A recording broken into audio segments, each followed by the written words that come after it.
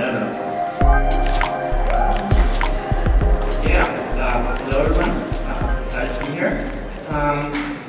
So, privEOS. It's the privacy revolution for a free society. So, as we all know, our lives are permeated by computers. We use computers to book restaurants, to book holidays, to make dentist appointments, communicate with our health insurance, communicate with our bank, communicate with our lawyer, make financial transactions, to do our shopping, track our location, track our health data. You know, the list goes on and on and on. Everything we do in our modern lives leaves a digital trace. And that's something we're not always aware of. Most of the time this data is used for benign purposes. But all of these data points taken together can also be used against us. So Uber knows who we spend our nights with. Ashley Madison knew who we had an affair with. Equifax knows our creditworthiness. Amazon knows if we have a drinking problem. If you have an Apple Watch, Apple knows if you have an undisclosed heart condition. And Google is the worst of all. They know all of the above plus more. And you better hope none of them are selling this data to your insurance. But even if they don't actively sell this data, data leaks are very common. And that's why Bruce Schneier said, data is the pollution problem of the information age. And there's now new legislation. So the GDPR, the European General Data Protection Regulation that came out last year, and the CCPA, the California Consumer Privacy Act. And so you in Michigan might think, oh, well, we're neither in Europe nor in California, so it doesn't apply to us. Well, if you have a website and if you're using it to sell anything, this most definitely applies to you as well. And this means all of a sudden companies can get sued and fined for misusing or mishandling customer data. And slowly, companies are starting to realize data is a liability. There's a total cost ownership of data that is higher than the disk space it occupies. And I mean, the solution is simple.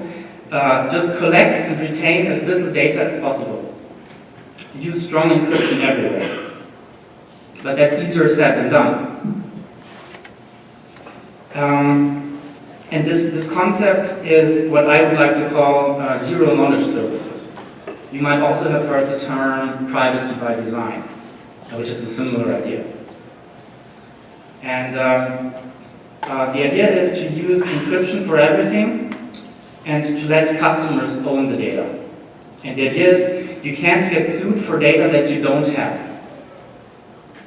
And privEOS lets you do exactly that.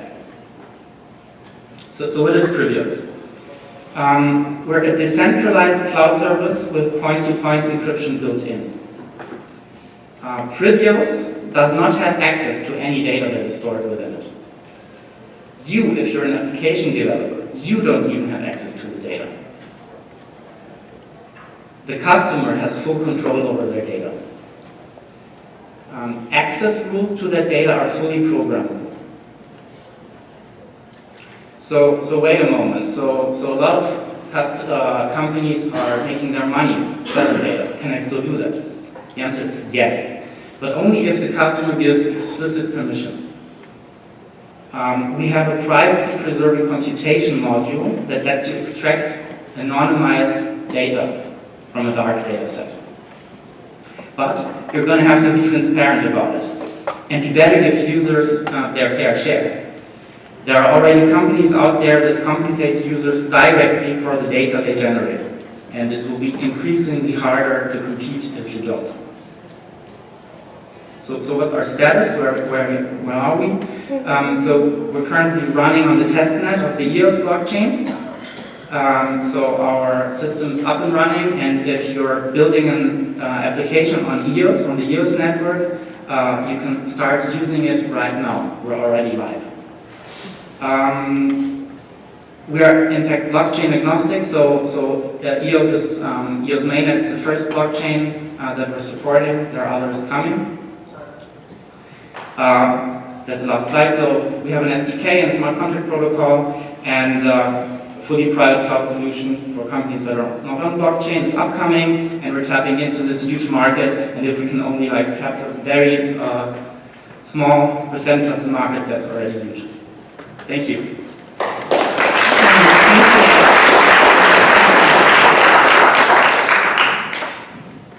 Brian Tuck from EOS Detroit. You mentioned fair share. Can you define that? The consumer gets the fair share if their data is sold. Can you define that? Well, we've seen, if you take Steemit, for example, we've seen that this was a social media network that paid users something for contributing data. And this is sort of the business model that I'm alluding to. Who determines the price a business charges for their services?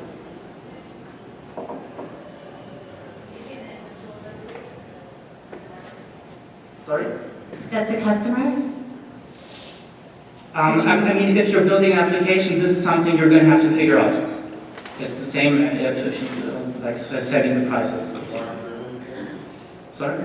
The price, the fair share is market driven.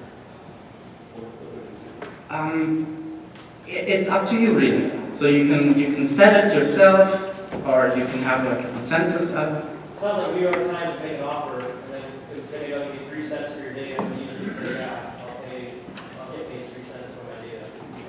That's how it works. There's no limit to your creativity. So anything that is programmable, it's really up to you. You know, privEOS is just the infrastructure layer that lets you build on top. So you can really do anything you want with it. And it's just a suggestion of mine to say, okay, if you're going to use the data of your customers, why not give them something for it? And some people are already doing that, and I see sort of a trend going into this direction. Hi, Anna Taylor with bfractal.io. I had a question about your autonomy layer. Can you talk about how you plan to keep it? Is it decentralized and autonomous data storage? Is that using hashes, or like what do you see in that? Yes, so the question goes to how it's implemented on technical level.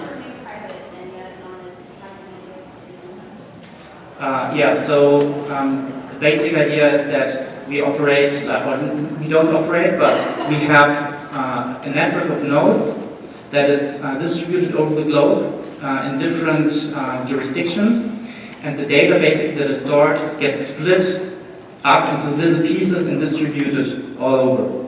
So that's the general idea. Awesome. Thank you, Angela. Please give them a round of applause.